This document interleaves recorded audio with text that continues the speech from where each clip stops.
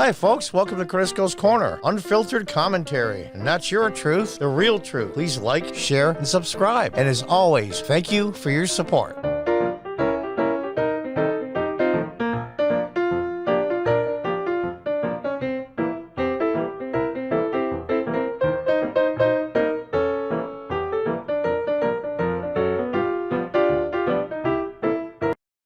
Welcome back. Well, those of you who are wondering, what the heck does he have a map on there for? Isn't he going to rag some progressives and Democrats? Well, not today. I'm taking a small trip. I live in upstate New York. Now, if you see on the map there, it's up in the top right is southern Pennsylvania, the West Virginia border, and Virginia, Maryland. And I'm going to be leaving upstate New York. I live in Binghamton, which is, if you know where Syracuse is in New York, it's directly south of Syracuse, right above the PA border, right in the center of upstate. I didn't want to show the whole thing because I want a little closer picture. So I'm going to be traveling down. Wherever you see the smiley faces here, I'm going to try to get as many videos and pictures as I can of the area. I'm going to be coming down. I'm going to purposely, usually when you go, the shortest way, if you're putting your GPS, would be to come down right through here, right through Virginia, through this way, through Johnson City, and this red dot here is where I'm going in Crossville, Tennessee. Now, I was there about a year and a half ago. I want to make a different run. I'm going to go to western Pennsylvania, which is beautiful too. So is upstate New York. The problem with New York is it's attached to New York City with all of its taxes, its rules, its regulations, anti-freedom, anti-Second Amendment, anti-First Amendment, you name it. And I grew up there. And my family's still there. Both of my children live outside New York State, but I'm 64. Should I just say to hell with it and stay with New York? And just tough it out and just, I think not. I'm looking, and I'm looking hard. I just sold my business. Didn't get a lot of money for it. I was boycotted by the local progressives. Not that I'm complaining. I'm not a victim, nor they will let them make me one. I got a decent price. Not great, not bad, just decent. Would have got a lot more wasn't for COVID and the lockdowns in New York. Unlike Tennessee, especially Florida. If it had been somewhere else, I would have got probably twice the money. But it didn't happen. So don't support complaining now. But anyway, the red here is my trip down. I'm going to go through West Virginia. I'm probably going to stay in Charleston. Then the second leg of the trip, I'm going to swing down through Kentucky to here. And then on the third day, I'm going to swing straight down and around into Crossville. Now, I'm going to be there for about a week or so. And then this blue line here, I'm going to come up through northeastern Tennessee, northwestern North Carolina, where I used to stay as a boy in Boone, right by Balloon Rock, by the Tweetsie Railroad.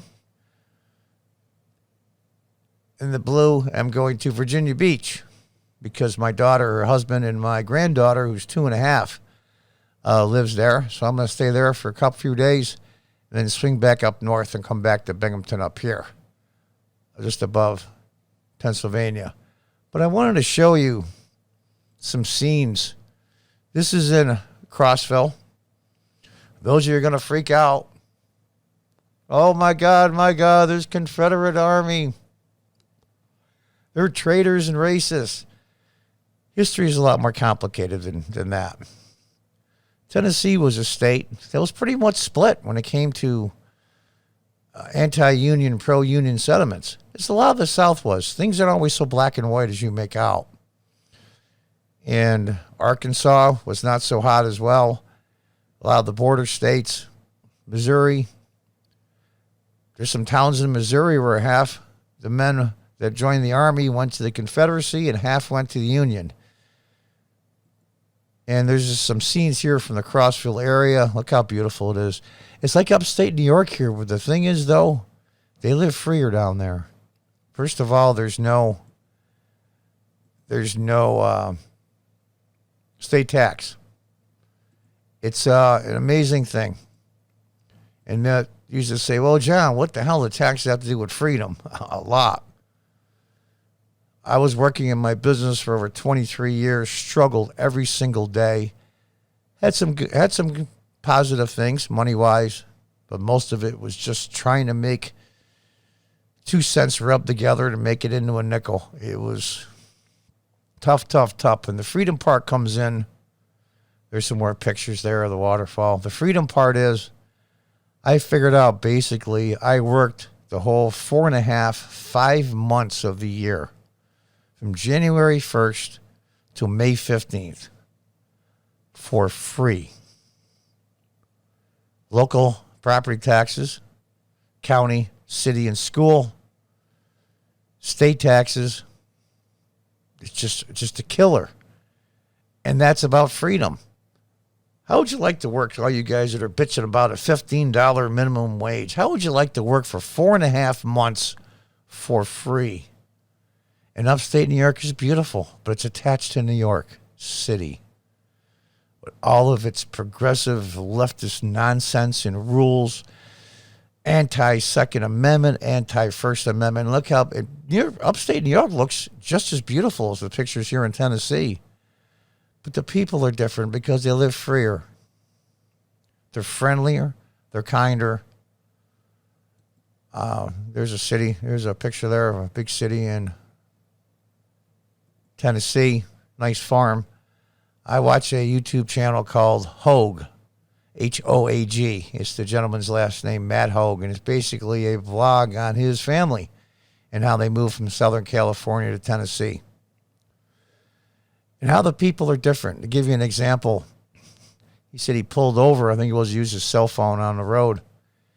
And as he's talking on the phone, he saw 2 or 3 cars pull over, and he couldn't figure out what the heck. People stopped. They saw him pulled over on the side of the road. They asked him if they needed any help. And that's the way they roll down there. That's the way America used to be. You get a lot of, hey, how you doing? People will just stand there on a corner street and chew your ear off for half an hour, and you've never seen them before. Friendly as hell. Not perfect people, but friendly, decent people. You can think of where you live. That you pull over on the side of the road. Do an experiment. Pull over on the side of the road where you live. Highway, I'm not sure where you live, doesn't matter. And sit there for an hour and see how many people pull over to see if you need help. You'd be surprised. Now, where I live, the people are okay, but they're not like they used to be. Binghamton, where I live, the people used to be like here in Tennessee. And it's a shame what happened. And I'm really big. Anybody who watches my channel into government and politics especially. And it's just a shame that the progressives and the leftists have taken over New York, California. California was where everybody went for half a century. Go west, young man. That was the wagon train days. Even the 30s, 40s, and 50s, and 60s, California was booming. Absolutely booming. And look what they did to it. Every major city now is overrun with hundreds of thousands of homeless people, encampments. I mean, can you imagine? I had a business on a corner in a low-income area. Pretty good-sized lot. Big empty lot next to my building. I had a long cinder block building. It was a convenience store and bottle redemption center. Those of you in New York knows what that means. You return your bottles for your nickel back. And can you imagine having tents all around my building filled with homeless people blocking up the sidewalks 24/7? I couldn't imagine living like that and paying the taxes they do. My small building, nothing fancy, but a decent corner, decent-sized building. I was paying over $500 a month in local property taxes. Not state and federal, just local. $500 a month is a lot of money for a small guy like me. That's a really good mortgage payment friend of mine has a home. She lived in just above New York City, and the company she works for moved to Tennessee, and she has a over $100,000 mortgage. Her entire payment, property taxes, insurance, escrow, principal, interest, everything is $653 a month. That's what I mean by living free. You can have things. You can work hard and keep the money you have and get whatever you want. So I'm going to be going to Tennessee and then back through to Virginia Beach and then back to upstate New York. I've got to make some serious decisions. I've got an old Victorian house here in upstate New York in Binghamton that's falling apart. Even if I had the money, I wouldn't put it in it. It's just my age, and plus the fact that it's not going to increase the value that much. I can put $30,000 into it easily, and I wouldn't even get half of that back. And it's just a shame what's happened to beautiful places like upstate New York. So I'll leave you with this. I'm going to try to get as many videos and photographs as I can. All the little smiley faces I put there as a joke to tell where I'm going to stop. And I'm going to try to get some scenic pictures, maybe even talk to some locals. Who knows? And travel through West Virginia, Kentucky, Tennessee, especially West Virginia. It's not the stereotype everybody makes it out to be, that everybody in the South is slow and stupid, and they're not at all. Some of the greatest literature in the United States in the last century has come out of the South. Remember, the people that put together the computer programs and put together all the machinery and the capsules that go to the moon were in the South. They're not stupid. They're not slow. They're not ignorant. They're decent, freedom-loving people. And that's what upstate New York used to be. And maybe in some of the tiny towns in upstate New York, it's still like that. But we're attached to New York City. And it's a shame, too. Because like Western Pennsylvania, upstate New York is beautiful. Beautiful, beautiful. What a stunning-looking area. Anybody who's been up to the Adirondacks towards Lake George knows what I'm talking about. Stunning. But it's in New York. It's in New York. And that's a shame. I wish somehow we could separate. It would make the decision I have to make here soon a lot easier. It's tough at 64 years old to just get up and leave and start over. And I'm going to leave this picture here as I finish this video to show you how split we are as a country. Look at back then. We were split right down the middle. The issue was about freedom, but mostly was about slavery. And it was a horrendous thing. And we lost over 600,000 Americans in the Civil War to stop slavery. And to see what's going on, especially in areas where I live upstate in New York, the hatred for this country, the names it's called, it's a racist, systematically ridiculous racist system and blah, blah, blah. And as slowly but surely, you have to wear a mask for this. You have to go for this. You have to get a shot for that. You have to do this. You have to do that. And slowly but surely, try to get a pistol permit. I don't even think you should have a pistol permit. The Second Amendment says the right to bear arms, to carry and bear arms, period. But I digress. It's about freedom.